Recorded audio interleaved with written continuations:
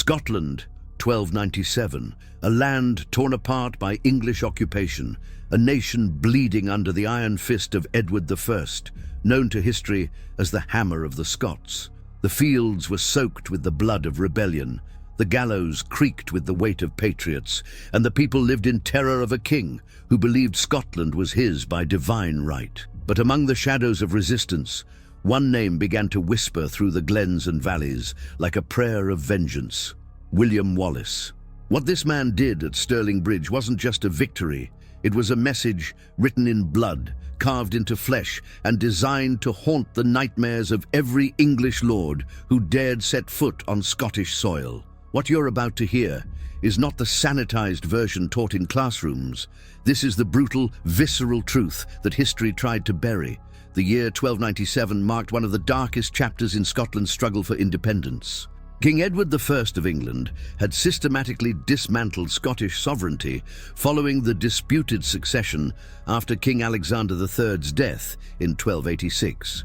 Edward, a ruthless military strategist and iron-willed monarch, saw Scotland not as a separate kingdom, but as a rebellious northern province that needed to be crushed into submission.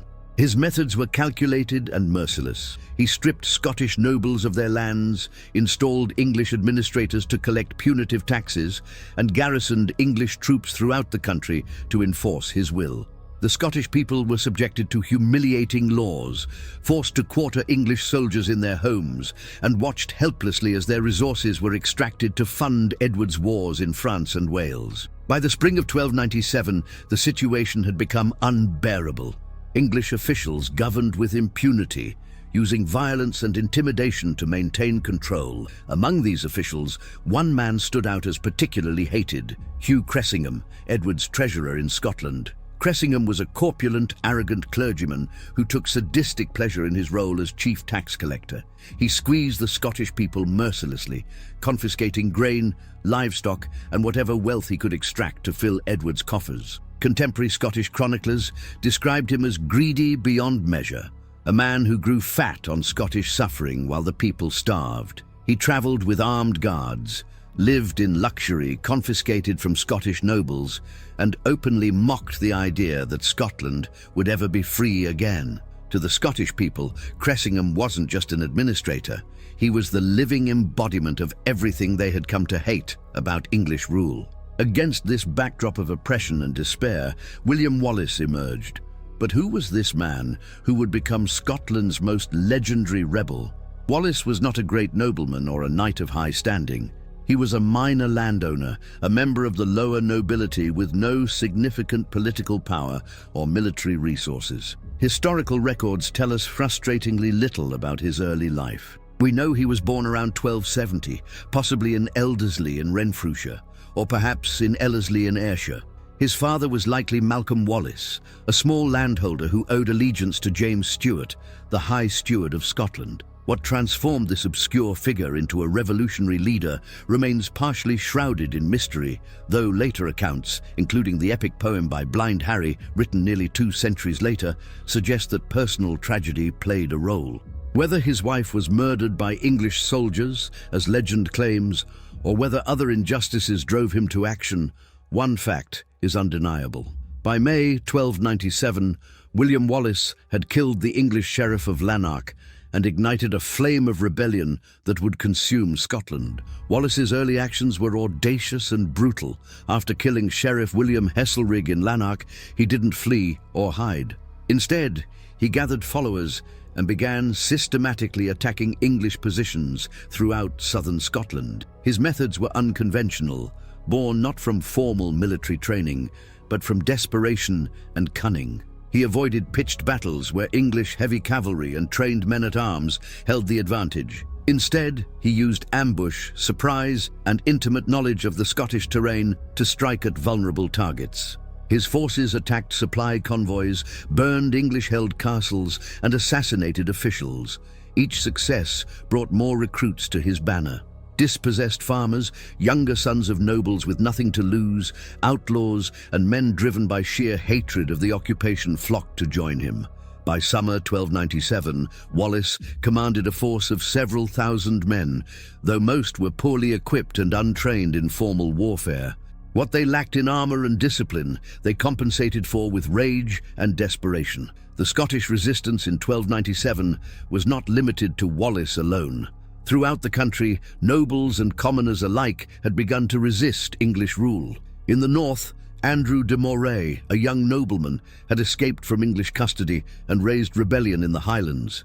De Moray was everything Wallace wasn't: well-born, educated, trained in warfare, and connected to Scotland's traditional power structures. Yet both men recognized that divided, they would fail. In an unusual alliance that bridged class divides, Wallace and de Moray joined forces in August 1297. Their combined army represented something unprecedented in medieval Scottish warfare, a force that united commoners and nobles, lowlanders and highlanders, behind a single cause. They positioned themselves near Stirling, where they knew the English would have to come. Stirling Castle controlled the main route into the Scottish Highlands, and its strategic importance made it an inevitable battleground. King Edward, occupied with military campaigns in Flanders, delegated the suppression of the Scottish rebellion to his commanders in the north. The Earl of Surrey, John de Warenne, was appointed to lead the English response. Surrey was an experienced but aging commander, a veteran of Edward's Welsh campaigns who had grown comfortable in his position of authority. Alongside him marched Hugh Cressingham, whose position as treasurer gave him authority over the campaign's finances. Cressingham's presence in the army was partly practical.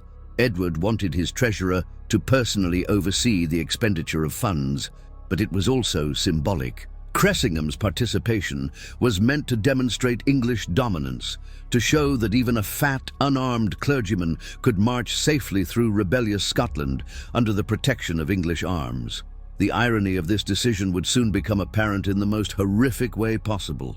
The English army that marched north in September 1297 was formidable by any standard. Contemporary sources vary on its exact size, but it likely numbered between 8,000 and 10,000 men, including heavy cavalry, professional men-at-arms and Welsh archers. These were not raw recruits, but experienced soldiers who had fought in Edward's continental wars. Their equipment was the best medieval warfare could provide: horses bred for battle, armor of mail and plate, shields, lances, swords, and the fearsome English longbow. They marched with supreme confidence, expecting the Scottish rebels to either flee at their approach or be quickly crushed in battle. Medieval chronicles record that Cressingham was particularly eager to bring the rebels to battle, arguing against any delay or negotiation. He wanted a quick, decisive victory that would restore English authority and allow him to return to collecting taxes. This arrogance would prove fatal not just for Cressingham personally, but for thousands of English soldiers who trusted in the invincibility of their arms. The landscape around Stirling in September 1297 was crucial to everything that followed. The area was dominated by Stirling Castle, perched on a volcanic crag that commanded views for miles in every direction.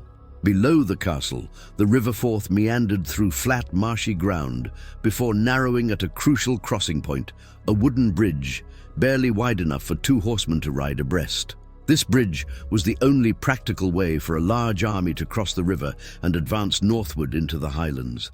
The alternative was to ford the river several miles downstream, but this would require a lengthy detour through difficult terrain. The ground on the north side of the bridge was particularly treacherous, flat floodplain that turned to marsh with any rain, crisscrossed by streams and bogs that could swallow a man or horse. It was exactly the kind of terrain that medieval heavy cavalry dreaded, where their weight and armor became liabilities rather than advantages. Wallace and de Moray had arrived at Stirling days before the English army. Their scouts had surveyed the ground with the eye of men who knew they couldn't win a conventional battle. What they saw was an opportunity. The bridge created a natural choke point, and the marshy ground on the north side would prevent the English from deploying their forces effectively once they crossed. The Scottish commanders positioned their army on the slopes of Abbey Craig, a hill that overlooked the bridge from the north. From this vantage point, they could watch the English preparations and time their attack perfectly. They didn't have to defeat the entire English army. They only needed to destroy the portion that crossed the bridge before reinforcements could arrive. It was a plan born of desperation, but executed with brilliant tactical awareness. The Scots would use the terrain as a weapon, turning the English army's strengths into fatal weaknesses. When Surrey's army arrived on the south bank of the Forth on September 10th, the English commanders faced an immediate decision. The bridge was clearly a dangerous crossing point, and Scottish forces were visible on the heights beyond. Some of Surrey's subordinates, including a Scottish knight named Richard Lundy, who was fighting for the English, urged caution. Lundy reportedly offered to lead a force to a ford 2 miles upstream, where they could cross safely and outflank the Scottish position. But this would take time, and time meant money. Cressingham, ever focused on the cost of maintaining an army in the field, argued vehemently for an immediate assault across the bridge. He allegedly said that there was no point in prolonging the campaign and wasting the king's revenues when the rebels could be crushed in a single morning. Surrey, whether convinced by Cressingham's arguments or simply weary of debate, agreed to force the crossing. The decision to cross at Stirling Bridge has been analysed by military historians for centuries as one of the most catastrophic tactical blunders of medieval warfare.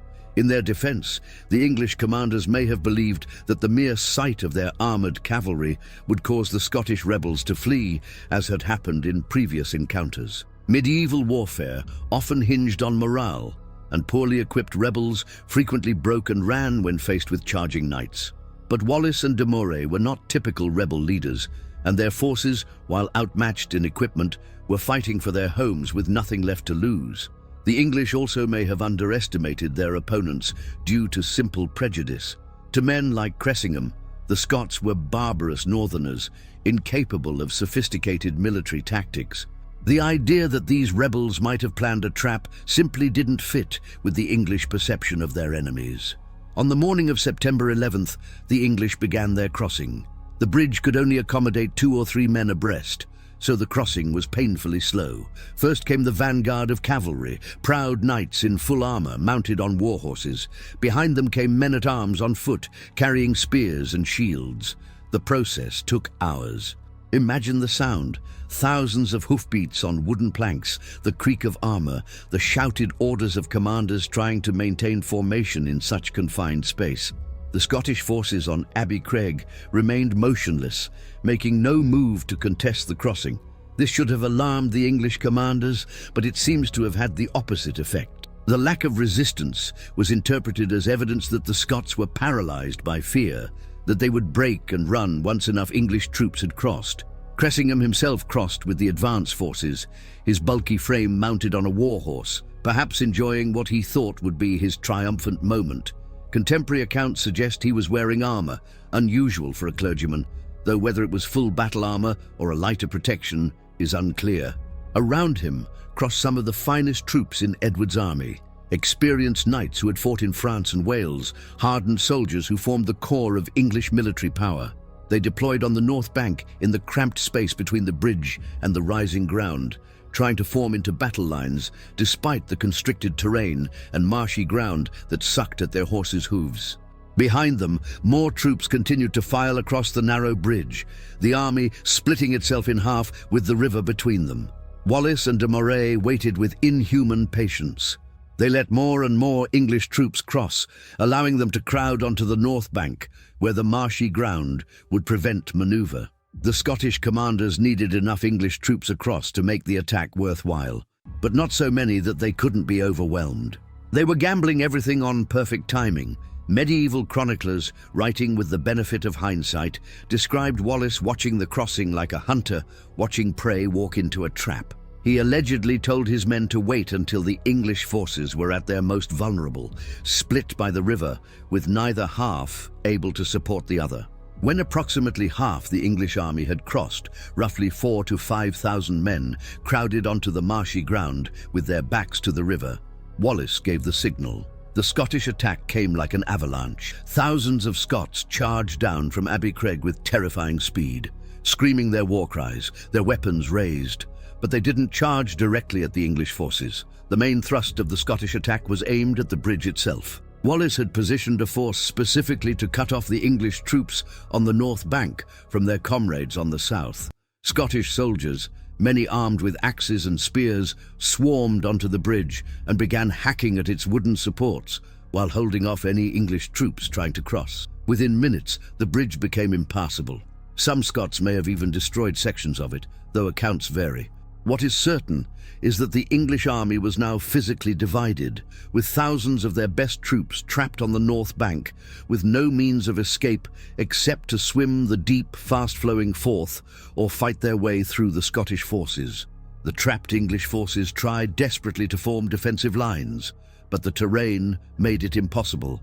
The marshy ground that had been merely inconvenient during the crossing now became a death sentence. Heavy cavalry couldn't charge effectively through mud that came up to their horses' bellies. Knights in full armor found their horses foundering, some animals actually sinking into the marsh and having to be abandoned. The weight of armor that was meant to protect them now made them slow and clumsy. Infantry tried to form shield walls, but they were constantly disrupted by the uneven ground and the relentless Scottish assault from multiple directions. The English forces on the south bank could only watch in horror as their comrades were systematically destroyed less than 100 yards away across the river. The Scottish fighting style at Stirling Bridge was brutal and practical.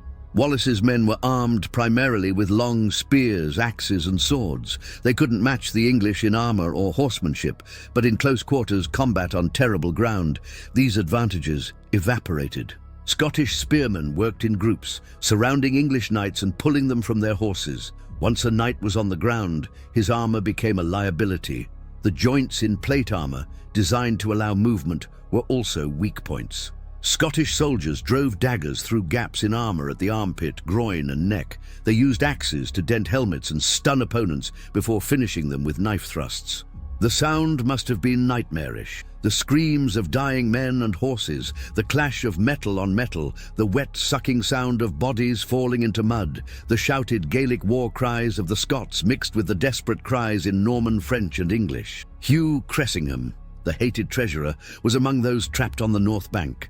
As a non-combatant clergyman, he was likely near the rear of the English formation, but the Scottish assault was so total that nowhere on that blood-soaked ground was safe. Accounts of Cressingham's death vary, but all agree on the essential facts. He was pulled from his horse, probably by Scottish spearmen working together to bring down the mounted rider.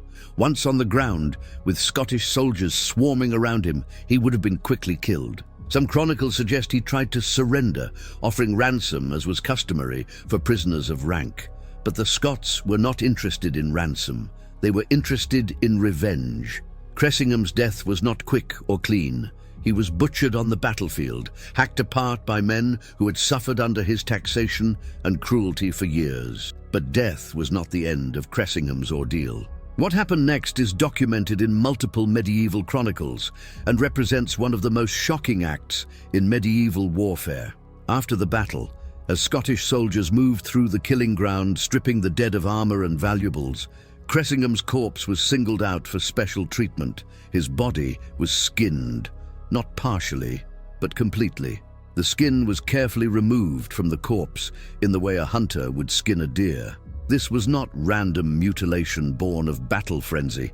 It was deliberate, carried out with skill that suggests someone with experience in flaying animals.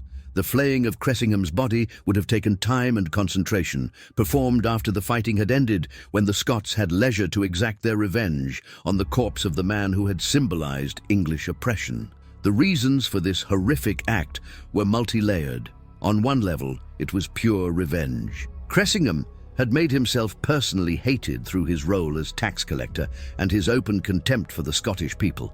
His death alone wasn't enough to satisfy the rage of men who had seen their families starve while Cressingham grew fat on confiscated wealth. The flaying was a way to dishonor him beyond death, to deny him even the dignity of an intact corpse for Christian burial.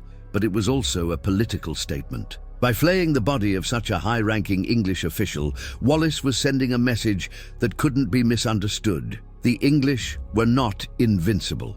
Even their officials, protected by armor and armies, could be killed and desecrated.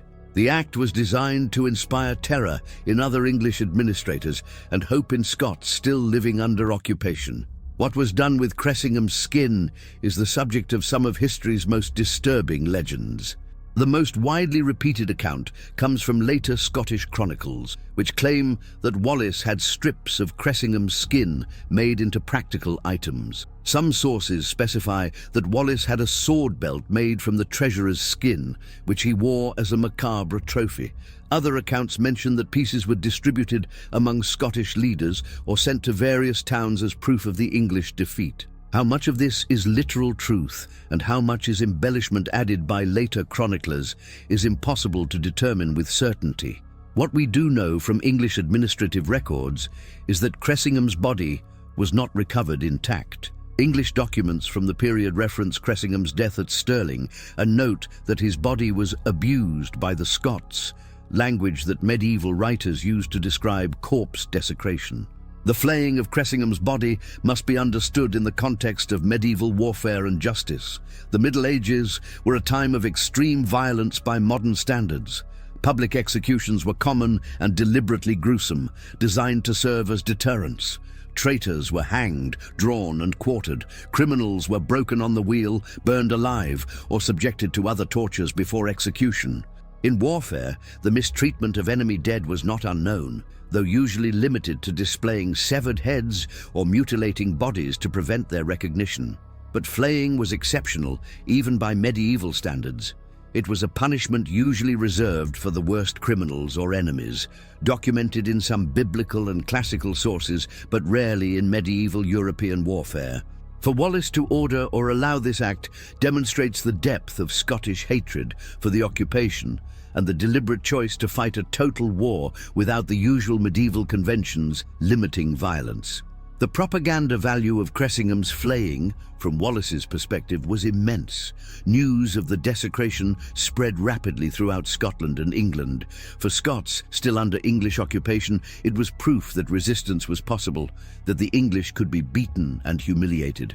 It helped Wallace recruit more followers and probably encouraged other rebellions throughout Scotland. For the English, the news was devastating. The mere fact that a high royal official had been killed in battle was bad enough, but the knowledge that his body had been flayed and made into trophies created a deep psychological impact. It made English administrators fearful for their own safety and demonstrated that service in Scotland was not a comfortable posting, but a genuinely dangerous assignment. The immediate aftermath of the Scottish charge was complete chaos on the north bank of the Forth. Trapped English soldiers realized they faced annihilation.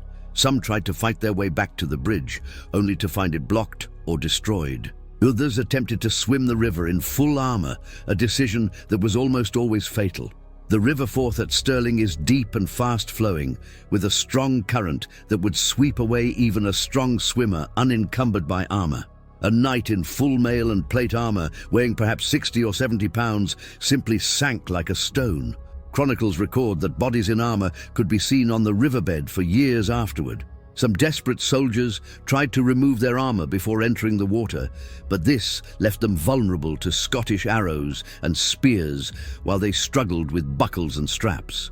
The English forces on the south bank of the river watched the destruction of their comrades with mounting horror and fury. The Earl of Surrey, commanding from the south bank, ordered troops to attempt to reinforce the north bank, but with the bridge destroyed or blocked, there was no way to get significant forces across quickly. Some English soldiers may have attempted to cross at fording points upstream or downstream, but by the time they could reach the battlefield, the fight was over. Surrey reportedly attempted to organize Welsh archers to shoot across the river at the Scots, but the range was too great for effective shooting, and friendly fire was a serious risk, with English troops still alive among the Scottish forces. The English command structure, so confident hours earlier, collapsed into confusion and recrimination. Officers blamed each other for the disaster. Some sources suggest Surrey himself was in tears, watching his army being destroyed. The slaughter on the north bank continued for hours.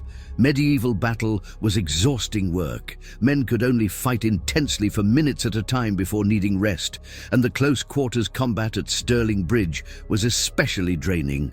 The Scots didn't simply kill all the English soldiers in a single continuous assault. Instead, the battle became a series of smaller fights scattered across the marshy ground, as English soldiers formed small defensive groups and were systematically hunted down and killed. Some English troops attempted to surrender, but quarters was rarely given. The Scots were fighting a war of national survival against an occupying power, and the medieval laws of war that might have protected noble prisoners didn't extend to common soldiers. More importantly, Wallace and his men knew that any mercy shown today would not be reciprocated if the situations were reversed. English policy towards Scottish rebels was execution, and everyone present knew it. As the day wore on and English resistance on the North Bank collapsed, the scale of the disaster became clear. The English had lost thousands of men, including many knights and experienced soldiers who formed the core of their military power in Scotland. The exact casualty figures are disputed among sources. Some Scottish chronicles claim 10,000 English dead, which is almost certainly an exaggeration. More conservative modern estimates suggest 2,000 to 3,000 English casualties. Though even this lower figure represents a catastrophic defeat, the Scottish casualties were comparatively light, perhaps in the hundreds. Wallace and de Moray had achieved what seemed impossible: a decisive battlefield victory against a much larger, better-equipped English army. The death toll included not just common soldiers, but numerous nobles and knights. The medieval social hierarchy meant that the loss of these men was particularly significant. Knights were expensive to train and equip, representing years of investment in military education and equipment. Their deaths couldn't be quickly replaced. Moreover, many of these men were landholders who commanded their own retinues, so their deaths disrupted the entire English feudal military structure in Scotland. The death of Hugh Cressingham, while symbolically important, was also a practical blow. He was Edward's chief financial administrator in Scotland, responsible for collecting the revenues that funded the occupation. His death meant Edward would need to replace him, and finding a competent official willing to take such a dangerous posting would prove difficult. Survivors among the English forces told harrowing tales of the battle. Those who managed to swim the Forth or escape downstream spoke of the terror of being hunted through the marsh by Scottish spearmen, of watching comrades drown in the river or be pulled from their horses and butchered. They described how the ground itself seemed to betray them, horses and men alike foundering in mud, while the Scots, fighting on foot and familiar with the terrain, moved freely. English survivors also brought back the news about Cressingham, about what had been done to his body.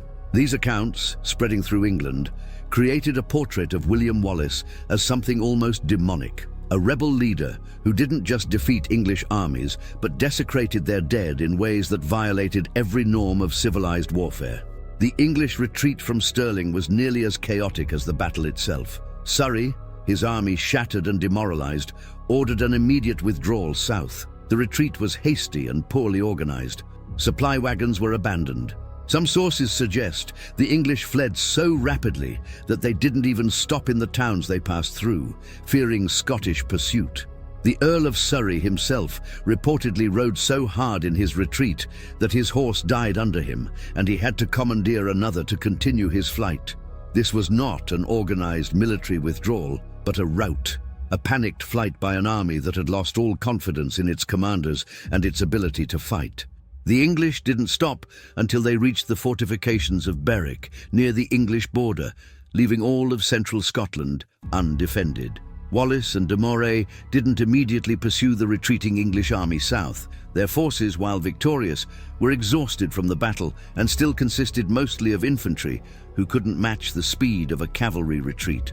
Moreover, the Scottish commanders had more immediate concerns. Stirling Castle still held an English garrison, and while it was now isolated, it remained a fortified position. The Scots also needed to secure their victory by ensuring no English reinforcements could counterattack quickly. In the days following the battle, Wallace and de Moray consolidated their control over central Scotland, gathering supplies from the battlefield and recruiting more men to their banner. The success at Stirling Bridge transformed them from rebel leaders into commanders of a national army. Scots who had remained neutral or reluctant to join the rebellion now flocked to join what appeared to be a winning cause. The news of the English defeat at Stirling Bridge reached King Edward in Flanders, where he was campaigning against the French. According to contemporary chronicles, Edward's reaction was one of fury mixed with disbelief. The Hammer of the Scots, who had crushed Scottish resistance multiple times in previous years, could not comprehend how his army had been defeated by what he considered a rabble of peasant rebels.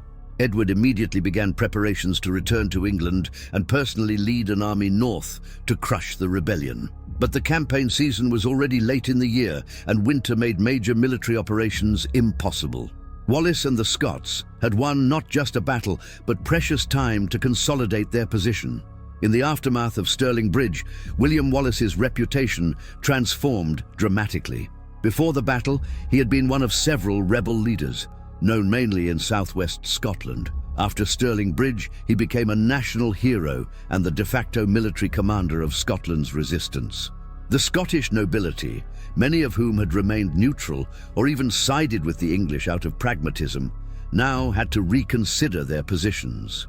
A man of relatively low birth had accomplished what great earls and lords had failed to do. He had defeated an English army in open battle. This created both opportunities and tensions. Wallace was knighted and appointed Guardian of Scotland, ruling in the name of the exiled King John Balliol. But his rise also created jealousy among the nobility, who resented being subordinate to a man they considered their social inferior. The fate of Andrew de Moray, Wallace's co-commander at Stirling Bridge, is one of history's tragedies. During the battle, de Moray was wounded, probably by an arrow or spear thrust. The wound didn't immediately appear fatal, and he participated in the victory celebrations and the initial governance of freed Scotland. But infection set in, as it often did with medieval battlefield wounds. By November 1297, less than 2 months after the battle, Andrew de Moray was dead. His death meant that Wallace lost his most important ally, the man who had given the rebellion legitimacy in the eyes of the Scottish nobility. It also meant that later historians would often credit Wallace alone for the victory at Stirling Bridge, obscuring de Moray's crucial role in the campaign. Modern historians have worked to restore de Moray's reputation, recognizing that Stirling Bridge was a joint achievement. In the months following Stirling Bridge, Wallace led Scottish forces in raids deep into northern England. This was partly military strategy, keeping the English off balance and unable to prepare a counterattack, but it was also economic warfare and revenge. Scottish forces burned English towns, seized supplies and livestock, and extracted tribute from communities that paid to avoid destruction. The raids were brutal, matching the harshness of English occupation in Scotland. Chronicles from northern English towns describe Scottish soldiers as savage raiders who spared neither churches nor civilians. Wallace was demonstrating that the war could be brought to England itself, that English civilians could suffer the same fear and destruction that Scots had endured. These raids served multiple purposes. They weakened England economically, boosted Scottish morale, and helped feed Wallace's army through plunder. The winter of 1297-1298 saw Wallace attempting to govern Scotland and prepare for the English counterattack he knew was coming. This proved almost as difficult as the military campaign. Scotland's economy had been devastated by years of war. Crops had been destroyed, livestock killed or stolen, towns burned. Wallace needed to raise and maintain an army, but the country had limited resources to support military forces. He also faced political challenges. The Scottish nobility, while outwardly supporting him, often maneuvered for their own advantage. Some nobles who had fought for the English sought to switch sides and have their lands restored, creating complex negotiations. Wallace, as Guardian, had to mediate disputes, administer justice, and maintain the fragile coalition of interests that held the resistance together. His lack of high birth and political experience made these tasks even more difficult. Edward I's return to England in March 1298 marked the beginning of the end for Wallace's military success. Edward was perhaps the most formidable military leader of his generation, a king who had conquered Wales and built a network of castles to hold it down. He brought to the Scottish campaign both vast resources and personal determination to crush the rebellion. Edward assembled the largest English army that had marched north in generations, drawing on feudal levies, mercenaries, and experienced soldiers from his Welsh and French campaigns. The English army that marched into Scotland in the summer of 1298 reportedly numbered over 15,000 men, including 3,000 heavy cavalry and 12,000 infantry, with a large contingent of Welsh longbowmen. This force dwarfed anything Wallace could field. Wallace attempted to use the same strategies that had worked at Stirling Bridge, avoiding pitched battle, using the terrain to his advantage, harassing the English supply lines, and wearing down the invaders through attrition. For weeks, the Scottish forces retreated northward, burning crops and supplies to deny them to the English army. Edward's forces suffered from hunger and disease as they marched through devastated countryside. There were moments when it seemed Wallace's strategy might work, that the English army might have to retreat simply because it couldn't feed itself. But Edward persisted, and on July 22, 1298, near the town of Falkirk, the armies finally met in open battle. Wallace had hoped to avoid exactly this situation, but his army was cornered and forced to fight. The Battle of Falkirk was everything Stirling Bridge was not. Where Stirling Bridge had been won through clever use of terrain and perfect timing, Falkirk was a brutal slugging match that exposed the fundamental weakness of Wallace's forces.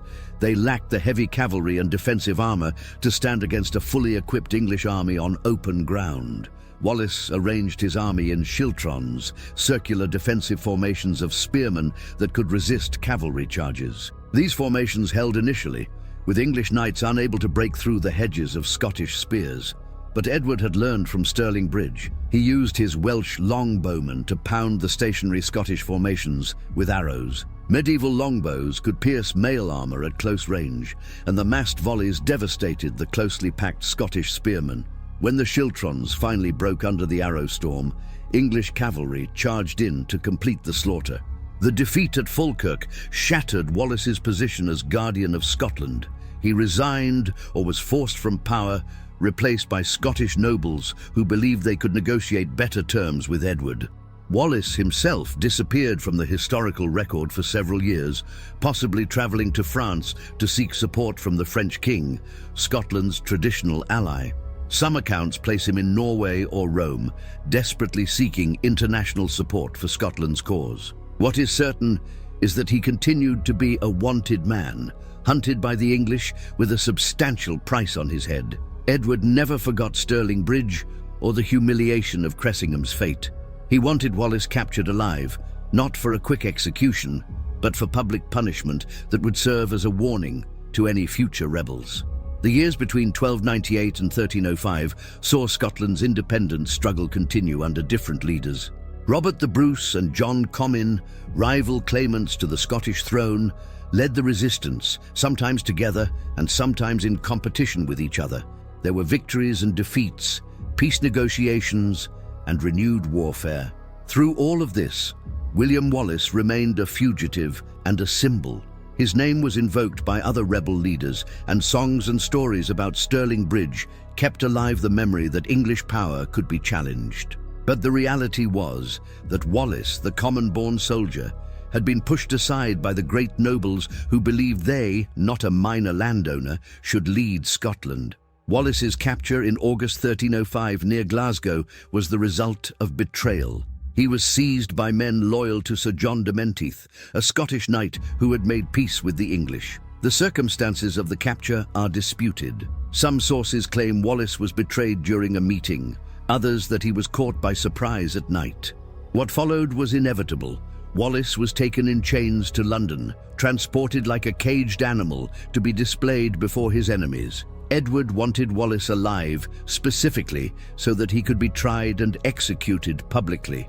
The journey south must have been a nightmare for Wallace, knowing exactly what fate awaited him and having weeks to contemplate it as he was transported in captivity through hostile England.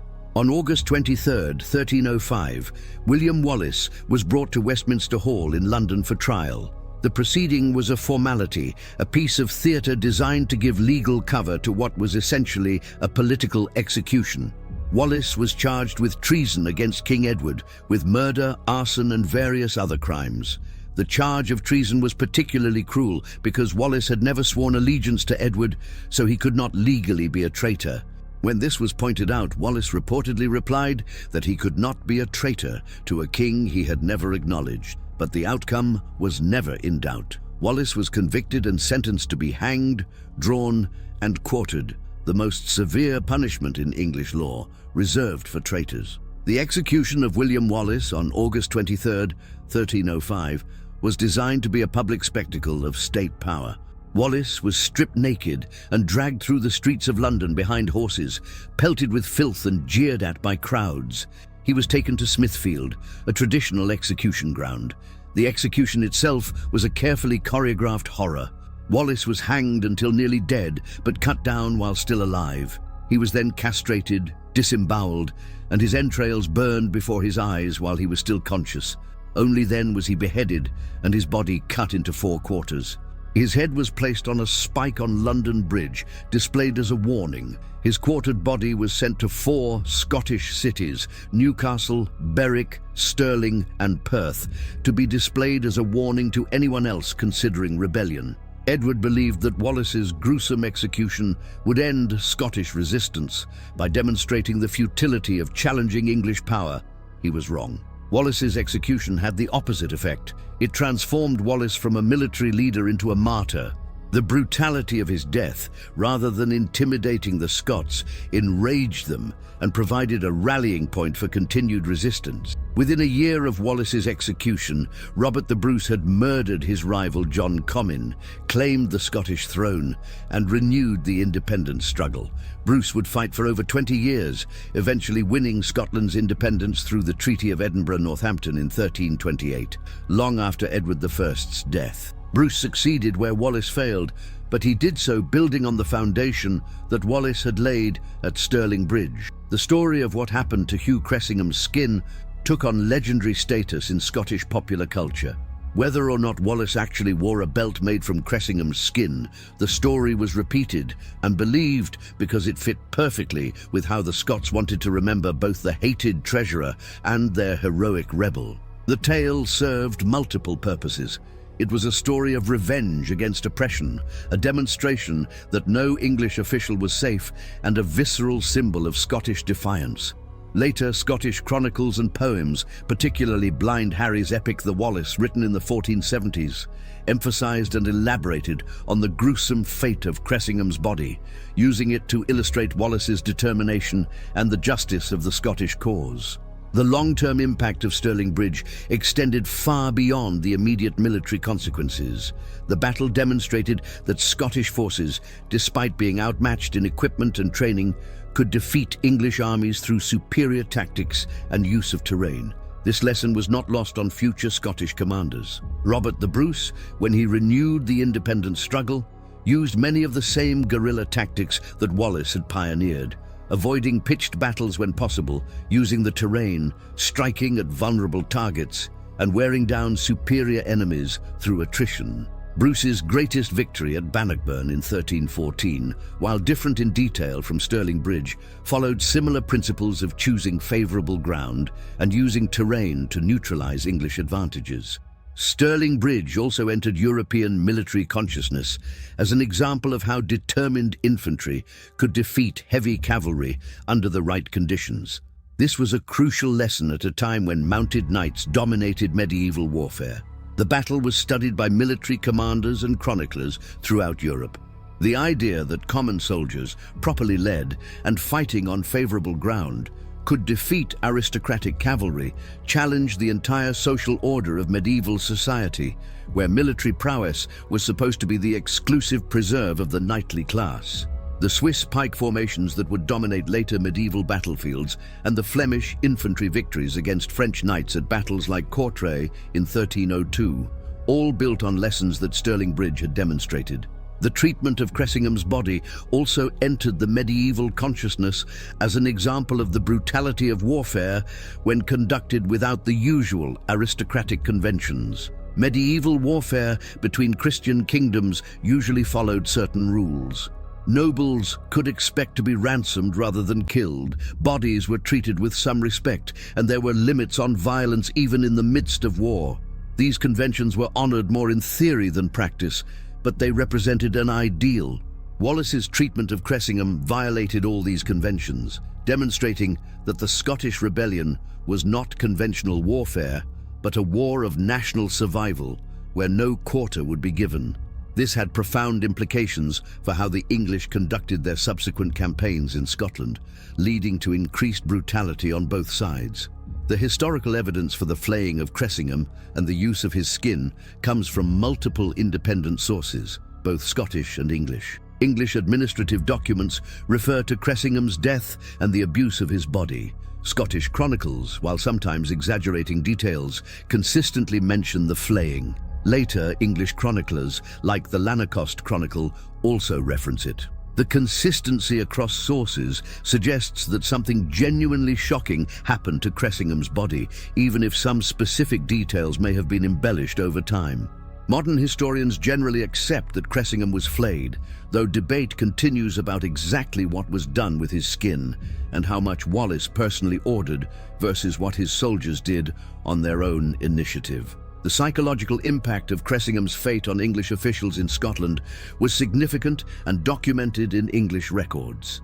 After Stirling Bridge, English officials became noticeably more reluctant to serve in Scotland. Administrative correspondence shows increased demands for military escorts and fortified residences. Some officials requested reassignment or simply resigned their posts rather than serve in such a dangerous territory. This had practical consequences for Edward's ability to govern Scotland. If administrators were too frightened to collect taxes or enforce English law, then military victory alone couldn't secure Edward's control over the country. The flaying of Cressingham thus had strategic value beyond its immediate propaganda effect. It made English occupation of Scotland measurably more difficult by deterring civilian administrators. The question of Wallace's personal responsibility for what happened to Cressingham's body is complex. As battlefield commander, Wallace had authority over his troops and could have prevented the desecration if he chose. That he didn't suggests at minimum tacit approval. Some sources claim Wallace ordered it specifically, while others suggest it was done by his soldiers, with his knowledge but not his direct command. The distinction mattered less to contemporaries than it does to modern historians. Wallace was the leader of Scottish forces, and what his army did was attributed to him.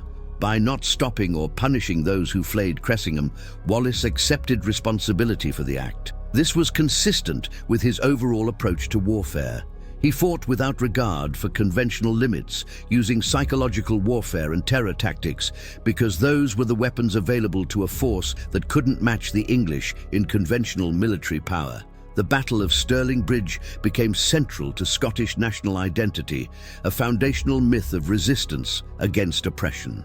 For centuries afterward, Scots told and retold the story of how Wallace defeated the English against overwhelming odds. The battle was commemorated in songs, poems, and later in novels and films. The National Wallace Monument, erected on Abbey Craig overlooking the battlefield in the 1860s, became a pilgrimage site for Scots and a symbol of national pride. The monument's construction during the Victorian era, centuries after the actual battle, demonstrates how Stirling Bridge continued to resonate in Scottish consciousness as a symbol of national independence and resistance to foreign domination. The brutality displayed at Stirling Bridge and in the treatment of Cressingham's body reflects the genuine desperation of the Scottish resistance. These were not professional soldiers playing by aristocratic rules of warfare. They were people fighting for their homes against an occupying power that had shown them no mercy.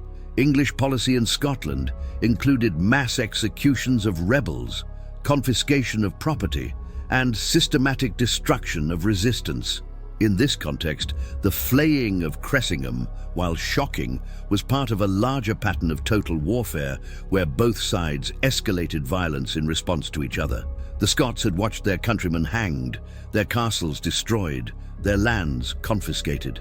Cressingham's fate was revenge for all of this, and a warning that the occupation would not be cost-free. Modern archaeological investigations around Stirling have uncovered evidence supporting the chronicler's accounts of the battle's brutality.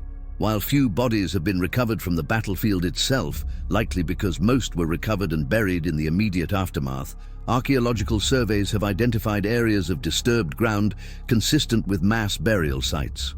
Examination of the riverbed has located armor, fragments, and weapons consistent with the period. These physical remnants, combined with the documentary evidence, paint a picture of a truly catastrophic English defeat that left the battlefield littered with corpses and military equipment. The scale of the disaster becomes clear when we consider that medieval armies rarely suffered total annihilation. A 5 or 10% casualty rate was usually enough to break an army and force retreat. At Stirling Bridge, the English forces on the north bank suffered casualties approaching 50% or more. The tactical innovation demonstrated by Wallace and de Moray at Stirling Bridge influenced military thinking for generations. Their use of terrain as a weapon, their patience in letting the enemy commit to a vulnerable position before attacking, and their focus on cutting off retreat routes became textbook examples of how a weaker force could defeat a stronger one. Military historians from the Renaissance onward studied Stirling Bridge as an example of excellent generalship.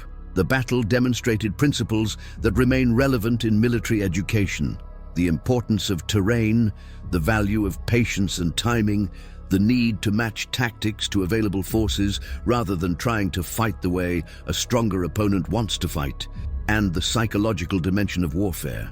The story of Cressingham's skin entered popular culture and became the subject of various legends and embellishments. Later versions claimed the skin was made into multiple items: sword belts, scabbards, even saddle straps. Some versions had Wallace sending pieces to various Scottish towns as trophies. A particularly gruesome legend claimed a piece of skin was kept as a relic in Lanark, Wallace's hometown. Most of these elaborations cannot be verified historically, but they demonstrate how the story captured the popular imagination. The flaying became the ultimate symbol of Scottish revenge and English humiliation, a visceral image that communicated the intensity of the conflict in ways that simple battlefield victory could not. Wallace's brief period of power after Stirling Bridge showed both his strengths and limitations as a leader. He was a brilliant military commander, an inspiring war leader who could unite diverse groups behind a common cause. But he lacked the political skills and social connections to maintain power in medieval Scotland's complex feudal society.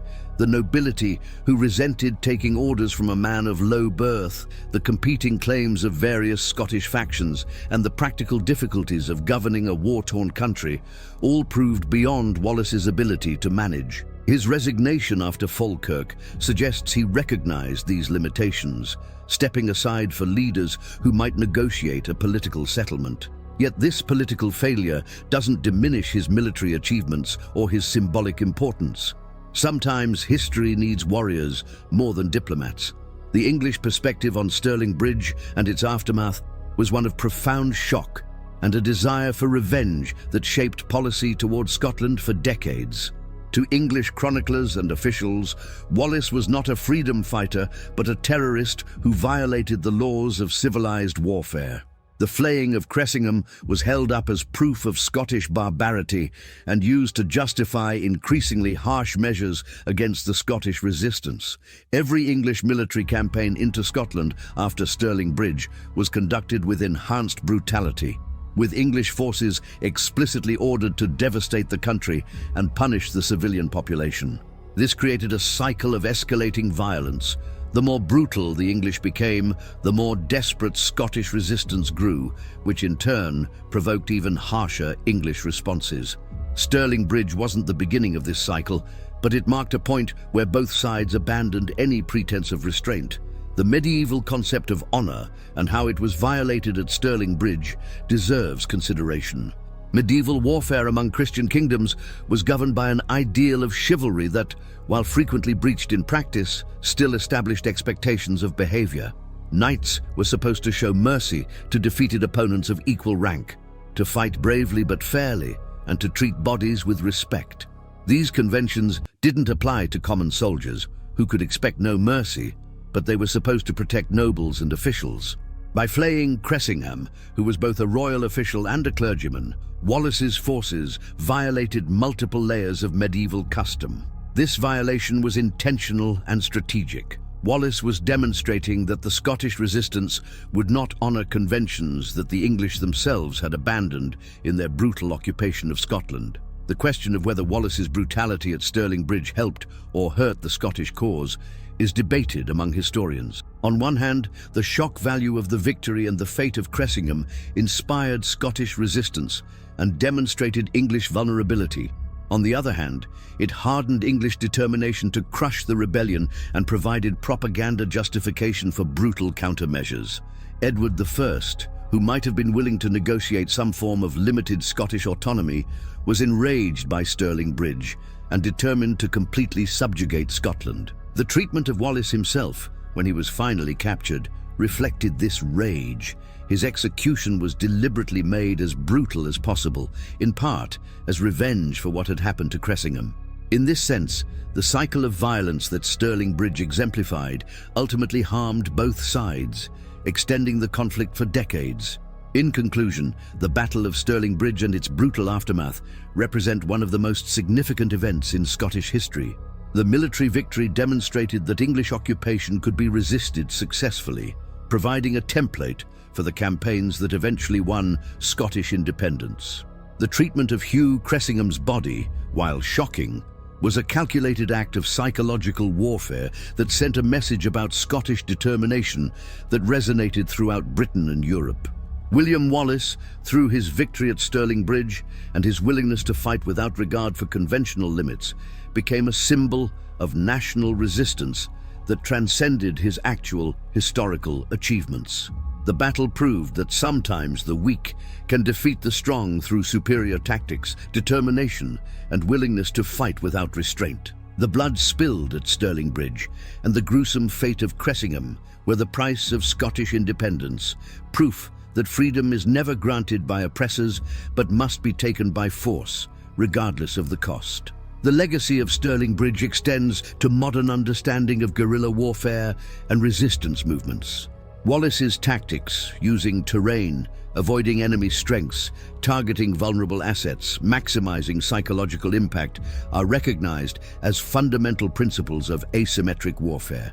Modern military academies still study Stirling Bridge as an example of how a motivated force with inferior resources can defeat a conventionally superior enemy. The psychological warfare element, exemplified by the treatment of Cressingham, demonstrates how symbolic acts can have strategic value beyond immediate military effects.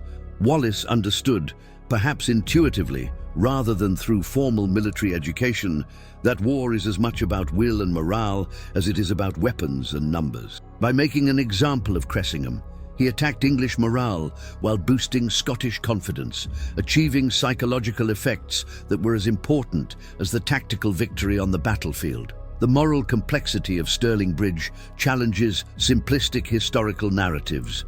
Was Wallace a hero fighting for freedom, or a terrorist who used brutal tactics against civilized norms? The answer depends largely on perspective and the values one brings to historical judgment. From a Scottish nationalist perspective, Wallace was a hero who did what was necessary to free his country from oppression. From an English perspective, he was a rebel who violated the laws of civilized warfare. From a modern humanitarian perspective, both sides committed atrocities in a conflict where civilians suffered terribly. Perhaps the most honest assessment is that Wallace was a product of his time and circumstances, a medieval warrior fighting a brutal war using the weapons and tactics available to him. To judge him solely by modern ethical standards is anachronistic, but to completely excuse his actions because of historical context is to deny the humanity of his victims. History is complicated, and William Wallace exemplifies this complexity. The enduring fascination with William Wallace and Stirling Bridge reflects something fundamental about human nature and historical memory. We are drawn to stories of underdogs who overcome impossible odds, of heroes who stand alone against tyranny, of dramatic victories and gruesome revenge. Stirling Bridge provides all these elements in a narrative that has been told and retold for over 7 centuries. Each generation reinterprets the story according to its own values and concerns. Medieval Scots saw Wallace as a martyr for national independence. Victorian Scots saw him as a symbol of national pride during the height of the British Empire. Modern Scots, particularly during debates over Scottish independence from the United Kingdom, have invoked Wallace as a symbol of Scottish national identity. The historical Wallace has become a screen onto which each generation projects its own values and aspirations, ensuring that Stirling Bridge remains relevant long after the specific political conflicts that caused it have been resolved. The Battle of Stirling Bridge was far more brutal than popular imagination generally allows. The cinematic portrayals of the battle, while dramatic, often sanitize the reality of medieval combat and the treatment of the dead. The actual battle would have been a nightmare of mud, blood, screaming men and horses, the stench of opened bowels, the sight of drowning soldiers weighed down by armor, and the sounds of butchery as wounded men were finished off with daggers and axes. The flaying of Cressingham wasn't quick or clean, but would have been a lengthy, skilled process of skinning a corpse in full view of survivors. The display of Cressingham's skin as trophy, and possibly its use as everyday items like a belt, represented a level of calculated desecration that goes beyond battlefield fury. This was revenge served cold, executed with deliberation days after the actual combat. Understanding this brutality doesn't diminish the significance of the Scottish victory. Rather, it reveals the desperation and determination of people fighting for their survival against what they saw as foreign tyranny. History tried to hide the full brutality of Stirling Bridge and its aftermath because such violence is uncomfortable for nations building official historical narratives. Both Scottish and English authorities in later centuries had reasons to downplay or reinterpret the most disturbing elements. Scottish nationalists wanted to celebrate Wallace as a noble hero, not as someone who ordered or permitted the flaying of enemies. English historians wanted to minimize a humiliating defeat and didn't want to dwell on the gruesome fate of English officials. As a result, the full story of what happened to Cressingham was often relegated to footnotes in popular histories or dismissed as exaggerated legend. Only by returning to contemporary chronicles and comparing multiple sources can we recover the reality that medieval people themselves recorded. That Stirling Bridge was won through brilliant tactics, but followed by vengeance that shocked even a society accustomed to violence. The truth of history is often more brutal, more complex, and more interesting than the simplified versions presented in popular culture and national myths.